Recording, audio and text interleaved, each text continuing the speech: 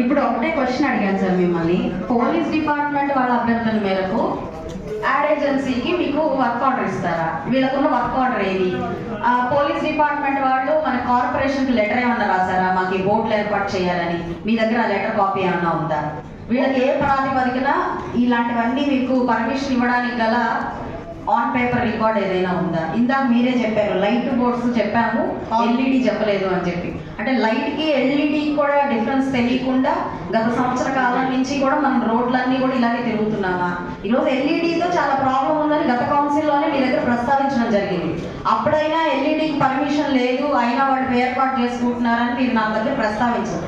ఆ డీటెయిల్సే మిమ్మల్ని నేను కోరడం జరిగింది, ఇంతవరకు రాలేదు నాకు ఆన్సర్స్. ఇలా ఎందుకు మీరు చేస్తున్నారు? ఆ ఎల్ఈడి లైట్స్ వల్లనే చాలా యాక్సిడెంట్లు జరుగుతున్నాయి, దాని రిఫ్లెక్షన్ ఎక్కువ వస్తుంది. కరెక్ట్గా డౌన్లో దిగి ఫ్లైఓవర్ డౌన్లో దిగిన వెంటనే బోర్డ్స్ కనిపిస్తుంటాయి, ట్రాఫిక్ సిగ్నల్స్ దగ్గర బోర్డ్స్ కనిపిస్తూ ఉంటాయి. ఏ లైటింగ్తో వేయాలో కూడా ఒక బేసిక్ నాలెడ్జ్ లేకుండా వాళ్ళు దాన్ని కంటిన్యూ చేస్తూ ఉన్నారు. అయినా కూడా మనం పట్టించుకోవట్లేదు. ట్రాఫిక్ పోలీస్ మీద అంటే పోలీస్ వారి మీద మీరు పోలీస్ డిపార్ట్మెంట్ మీద చెప్తున్నారు.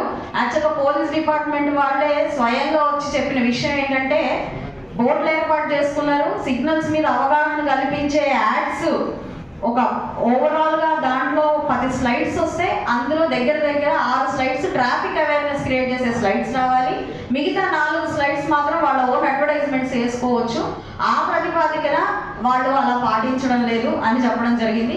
అసలు ఇలా మీరు పర్మిషన్ ఇవ్వడానికి ఉన్న వర్క్ ఆర్డర్ ఏదైనా ఉందా? ఆన్ రిటర్న్ పేపర్ ఏదైనా ఉందో నాకు సమర్పించండి. లేని పక్షంలో ఎలా ఇచ్చారో కూడా నాకు వివరణ ఇవ్వండి.